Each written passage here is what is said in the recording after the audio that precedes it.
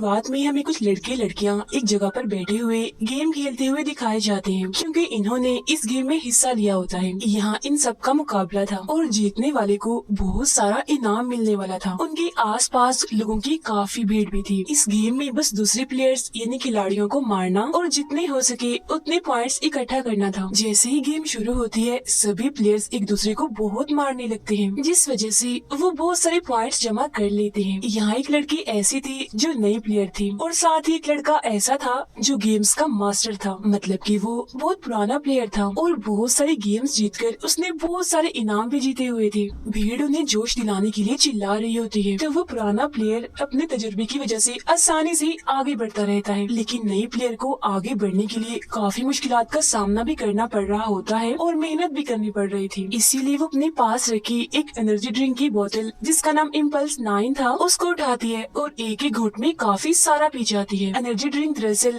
ताकत देने वाली ड्रिंक होती है, जिसे पीने से न सिर्फ उसे ताकत मिलती है बल्कि वक्त भी 100 गुना तक स्लो हो जाता है, मतलब बहुत ही आहिस्ता चलने लगता है। अब इस खूबी की वजह से वो उस पुराने प्लेयर समेत सभी को मारकर इस गेम को जीत जाती है और अपने दोस्त के साथ मिलकर अपनी इस खुशी को मनाने लगती है। मगर वो ये नहीं जानती थी कि बहुत जल्द उसकी खुशी दुखों में बदलने वाली है। अचानक से ही एनर्जी ड्रिंक की बोतल नीचे गिर के टूट जाती है और सारी ड्रिंक बिखर जाती है। इसके बाद सीन अचानक से बदल जाता है, जहाँ वो लड़की खुद को 3 बच्चों की माँ पाती है। उसका घर बहुत ही पुराना और गंदा था, वहाँ मॉडर्न दौर जैसी कोई भी चीज नहीं थी और तो और बिजली भी नहीं थी इधर, जिसे देखकर तो उसकी तकलीफ में काफी इजाफा हो गया होता है। फिर जब वो घर से बाहर आती है तो देखती है कि बाहर की दुनिया भी बंजर और उजाड़ के अलावा और कुछ भी नहीं है। यहाँ तक कि हवा भी जहरीली थी, जिसमें सांस लेना भी मुश्किल था और मास्क लगाने की जरूरत पड़ती थी। इसके बाद हमें पास्ट यानी गुजरे हुए वक्त का सीन दिखाया जाता है, यानी जहाँ से इस सब की शुरुआत हुई थी। हम इसी लड़की को देखते हैं जिसका नाम वेल है, जो एक गेमर थी। उसकी जिंदगी का सिर्फ एक ही मकसद था कि वो एक अच्छी गेमर बनकर खूब पैसा और शोहरत कमाए। वो अपने डैड के साथ एक घर में रहती थी और ये वक्त है 2017 का। एक दिन उसके डैड उसे होटल की जॉब के इंटरव्यू के लिए तैयार करते हैं, जहाँ वो नाखुश होकर कपड़े पहनकर तैयार होती है और इंटरव्यू के लिए निकल जाती है। बाहर गाड़ी में उसका दोस्त उसके लिए इंतजार कर रहा था। फिर थोड़ा आगे जाने पर वेल पिछली सीट पर बैठकर अपने इंटरव्यू वाले कपड़े बदलकर नॉर्मल कपड़े पहन लेती है और इंटरव्यू देने की बजाय अपनी पसंदीदा गेम फील्ड ऑफ फायर खेलने पहुंच जाती है। बाकी गेम्स की तरह फील्ड ऑफ फायर भी काफी सारे प्लेयर्स की गेम है, जिसका मेन मकसद बाकियों को मारकर खुद आखिर तक टिके रहना होता है। वेल सोचती है अगर वो ये गेम जीत गई तो लाखों रुपए कमा लेगी और जाहिर है मशहूर भी हो जाएगी। फिर उन पैसों से वो अपने लिए एक गेमिंग कंप्यूटर खरीदेगी। तब उसका दोस्त बताता है कि आज की गेम में रॉय नाम का एक पुराना और माहिर प्लेयर अपनी हैरानकुन परफॉर्मेंस देने वाला है, तो जरा ध्यान से। ये सुन वो थोड़ा घबरा जाती है। फिर बहुत जल्द वो उस एरिया में पहुंच जाते हैं जहां गेम खेली जानी थी, जहां वो पुराना प्लेयर रॉय अपने फैंस के साथ तस्वीरें बना रहा था। अब पहली गेम शुरू होने से पहले वेल का दोस्त उसे समझाता है कि तुम्हें जज्बाती होकर नहीं बल्कि पूरे ध्यान से खेलना है, ताकि तुम किसी तरह फाइनल यानी आखिरी गेम तक पहुंच जाओ। जिस पर वेल कहती है हाँ तुम फिक्र ही मत करो, मैं ऐसे करूंगी क्योंकि मैं उस घमंडी रॉय को कैसे भी करके हराना चाहती हूँ। कुछ ही वक्त के बाद सभी प्लेयर्स अपने अपने कंप्यूटर के सामने बैठ जाते हैं और गेम शुरू हो जाती है। शुरुआत में ही वेल सबसे आगे निकल जाती है, मगर फिर कुछ ही वक्त के बाद रॉय उसे आसानी से पीछे छोड़ देता है। उसे गेम जीतने का इतना यकीन था कि वो बीच बीच में वहाँ आए लोगों के साथ भी एंजॉय कर रहा था। इस चीज का फायदा उठाकर वेल कुछ पॉइंट्स जमा कर लेती है। वो बस जीतने ही वाली थी, मगर वो रॉय को ही मारकर गेम से निकालने की कोशिश करने लगती है, लेकिन उसका वार उल्टा पड़ जाता है क्योंकि रॉय उसे ही मारकर गेम से बाहर कर देता है। मगर इसके बावजूद भी वेल फाइनल मैच तक पहुंच जाती है, जो कल ही होने वाला था। फिर जब वो अपने दोस्त के साथ वहां से बाहर निकलती है तो रॉय उसकी नकल उतारकर उसे चढ़ाने की कोशिश करता है, जिसके बाद वो बड़ी खुशी खुशी अपने फैंस के साथ तस्वीरें बनाने लगता है। इसके बाद जब वेल का दोस्त अपनी गाड़ी लेने जाता है तब एक आदमी जो दरअसल एक कैफे का मालिक था वो वेल के पास आकर उसे पूछता है कि क्या तुम्हें गेम जीतने का राज मालूम है। जो सुन वो काफी हैरान रह जाती है, मगर वो उस आदमी से कुछ पूछती वो अपना कार्ड उसे थमाकर वहाँ से चला जाता है। घर आकर वेल चुपके से बगैर कोई आवाज किए अपने कमरे में जाने की कोशिश करती है, मगर उसके डैड उसे देख लेते हैं। अब कोई रास्ता नहीं था, वो पकड़ी गई थी, इसीलिए वो सारी बात उन्हें सच सच बता देती है कि मैं इंटरव्यू देने नहीं गई थी बल्कि गेम खेलने गई थी, जो मेरा शौक है, जुनून है। जो सुनकर उसके डैड को बहुत गुस्सा आता है और वो उसे कहते हैं कि कल ही तुम जाओगी इंटरव्यू देने और वहीं जॉब करोगी। मगर वो साफ साफ मना करते हुए अपने डैड को समझाती है कि मैं कैसे जा सकती हूँ, कल मेरे गेम का फाइनल है जो मेरे मुस्तकबिल के लिए बहुत जरूरी है। लेकिन बाकी सारे माँ बाप की तरह वेल के डैड भी उसे समझाते हैं कि इन गेम्स में कुछ नहीं रखा, इनका कोई मुस्तकबिल नहीं। लेकिन अभी भी वेल अपनी जिद पर अड़ी रहती है और उनकी बात को ना मानते हुए अपने कमरे में चली जाती है। थोड़ी देर बाद वो अपनी आज ही खेली हुई गेम को इंटरनेट पर देखने लगती है, जहाँ रॉय को सबसे टॉप पर देखकर उसे काफी गुस्सा आता है। तभी उसका ध्यान कैफे के उस मालिक की दिए हुए कार्ड पर जाता है और साथ ही उसे याद आता है कि उसने गेम जीतने के राज के बारे में बात की थी। अब क्योंकि उसके दिल में बदला लेने की तड़प भी थी और जीतने का जुनून भी था, इसीलिए वो फौरन कार्ड पर लिखे हुए पते पर चली जाती है। ये जगह दरअसल एक गेम कैफे था, जहाँ कुछ लोग अपने अपने कंप्यूटर्स पर गेम खेल रहे थे और काफी एंजॉय भी कर रहे थे। तभी वहाँ कैफे का मालिक वेल के पास आता है और उसे भी बैठकर गेम खेलने का कहता है। अब यहाँ वेल को काफी हैरानी होती है कि ये तो मुझे सिर्फ गेम खेलने का कह रहा है, तो इसने अपना कार्ड मुझे क्यों दिया था। मगर इस पर ध्यान दिए बगैर वो गेम खेलने के लिए बैठ जाती है। वो गेम का सबसे मुश्किल लेवल चुनती है जो खेलना उसके लिए नामुमकिन था। ये देख कैफे का मालिक उसे वही वाली इम्पल्स 9 एनर्जी ड्रिंक देते हुए कहता है कि ये कोई मामूली एनर्जी ड्रिंक नहीं है, अगर तुम चाहो तो देख लो इसकी कमाल। तब उसकी बात मानकर वेल उसका एक घूंट पी लेती है, जिसकी फौरन ही बाद आसपास की सारी चीजें उसे बहुत ही स्लो चलती हुई दिखने लगती हैं।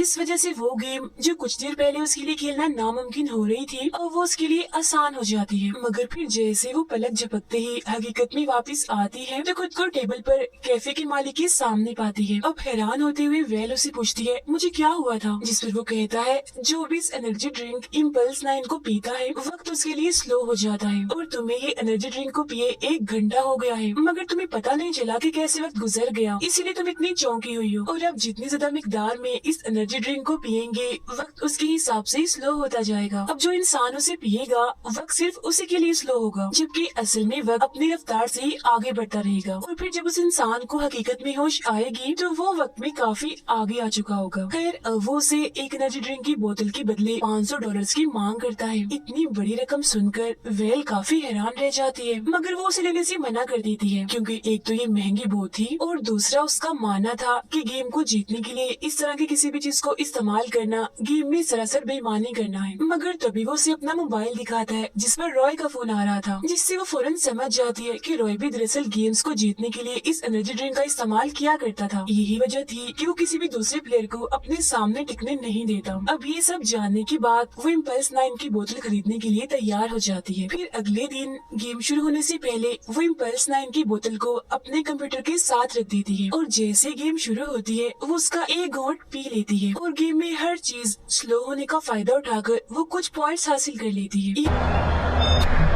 ये देख रॉय भी इम्पल्स 9 को थोड़ी मिकदार में पीता है और एक के बाद एक सभी को पीछे छोड़ता हुआ टॉप पर आ जाता है। अब ये देखकर वेल पर प्रेशर बढ़ जाता है और साथ ही वो काफी मायूस भी हो गई थी, इसीलिए अब वो इम्पल्स 9 की पूरी बोतल ही पी लेती है। अब क्योंकि उसने ज्यादा मिकदार में एनर्जी ड्रिंक ली थी, इसीलिए वक्त उसके लिए काफी स्लो हो जाता है, जिसका फायदा उठाकर वो रॉय के प्लेयर को मारकर आखिरकार इस गेम को जीत जाती है। उसके दोस्त समेत हर कोई उसकी खुशी के लिए झूम उठता है, मगर तभी यहाँ उसकी इम्पल्स 9 की बोतल नीचे गिरकर टूट जाती है। ये वही सीन था जिसे हम पहले भी देख चुके हैं। अब यहाँ से दोबारा सीन वहीं आ जाता है जहाँ हम वेल को उसी पुराने घर में एक चेयर पर बैठा हुआ देखते हैं, जिसके हाथ में उसका छोटा सा बच्चा भी है। फिर कुछ वक्त के बाद मैले कुचले कपड़े पहनकर उसका दोस्त यहाँ पर आ जाता है, जो दरअसल अब उसका हस्बैंड है। वो बच्चे को सुलाने के बाद वेल को तैयार होने के लिए कहता है। अब खुद को इतना अजीब सा पाकर वेल को काफी हैरानी हो रही थी और तो और ज्यादा उम्र के लोगों की तरह वो हाँफ भी रही थी और अपने हाथ में अंगूठी देकर उसके जहन में बहुत सारे सवाल उठने लगते हैं। अब खुद को थोड़ा नॉर्मल करने के लिए वो जैसे नीचे जाती है तो वहाँ भी उसे दो बच्चे मिलते हैं जो उसे मम्मी कहकर बुला रहे थे, जो देखकर तो उसके होश ही उड़ जाते हैं। सब हालात से घबराते हुए वो जैसे बाहर आती है तो देखती है कि बाहर भी उजाड़ के सिवा कुछ नहीं है और ये भी वही सीन है जिसे हम पहले ही देख चुके हैं। यहाँ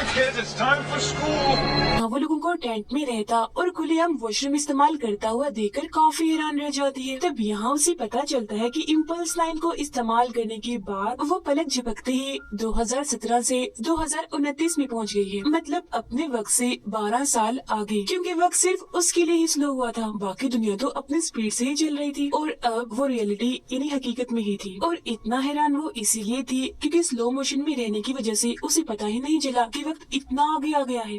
अब वो जिस जगह पर रह रहे थे ये पूरा इलाका ऊंची ऊंची दीवारों से घिरा हुआ था, क्योंकि इस पूरे इलाके को रेगिस्तान से अलग किया हुआ था, क्योंकि रेगिस्तान में खतरनाक मखलूक थी जो इंसानों पर हमला करती थी। तब उनसे बचने के लिए ये लोग मेन गेट पर बारी बारी पहरा देते हैं। साथ ही उससे ये भी पता चलता है कि माजी में जिन जिन लोगों ने इम्पल्स 9 को पिया था वो अब यहाँ इस वक्त में जाग रहे थे, जिनका नाम रख दिया गया था पल्सर, यानी इम्पल्स 9 को इस्तेमाल करने वाले। इम्पल्स 9 को बहुत ज्यादा इस्तेमाल करने की वजह से लोग अचानक से ही काफी सालों आगे के वक्त में पहुंच रहे थे, जिस वजह से पूरी दुनिया में अफरा तफरी मची हुई थी। जाहिर है इस सबसे सब कुछ तबाह भी हो चुका था और यहाँ के लोगों का मानना था कि सब तबाही के पीछे पल्सर जिम्मेदार है, इसीलिए उन्हें यहाँ रहने की इजाजत नहीं दी जाती। मगर पल्सर्स को पहचानने का उनके पास सिर्फ एक ही रास्ता था और वो ये कि अगर किसी इंसान को अपने मौजूदा वक्त पर शक हो तो मतलब वो पल्सर है। अब यहाँ पल्सर्स के बारे में गलत बातें और उनके साथ बुरा सलूक देकर वेल अपना मुंह नहीं खोलती और सबसे छुपा कर रखती है कि मैं भी एक पल्सर हूँ, यानी मैंने कभी इम्पल्स 9 का इस्तेमाल नहीं किया। घर जाकर वेल को अपने डैड के बारे में याद आता है, मगर जैसे उसकी नजर साइड पर रखे टेबल पर जाती है तो वो वहाँ अपने डैड की राख का एक बर्तन देखती है, जो देख वो समझ जाती है कि मेरे डैड मर चुके हैं और वो फूट फूट कर रोने लगती है। इतनी ही देर में एक पुलिस वाला यहाँ पर आकर उसे वॉशरूम साफ करने के काम पर चलने का कहता है, जहाँ पहले तो वो मना कर देती है, मगर जब वो उसे याद करवाता है कि तुम सफाई इंस्पेक्टर हो और ये तुम्हारा काम है तो उसे जाना ही पड़ता है। बेचारी को कई घंटों तक टॉयलेट की सफाई करनी पड़ती है। फिर वक्त के साथ साथ वेल को भी इस उजड़े हुए माहौल में रहने की आदत हो जाती है।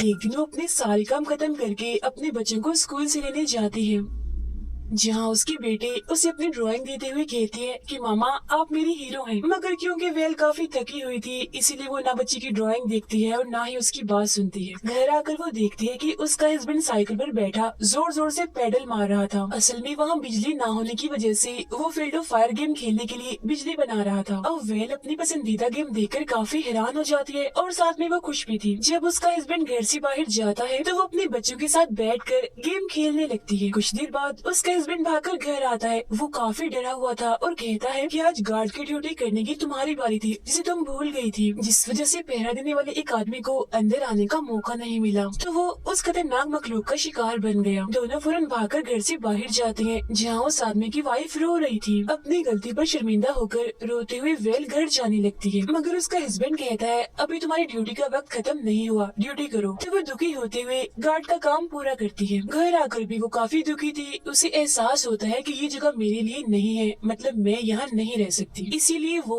उस रेगिस्तान में जाने का इरादा करती है जहाँ वो खतरनाक मखलूक थी। मगर जाने से पहले वो अपने हस्बैंड को खत लिखती है जिसमें वो बता देती है कि मैं पल्सर हूँ। फिर अगले दिन वो कभी वापस ना लौटने का इरादा करके निकल जाती है।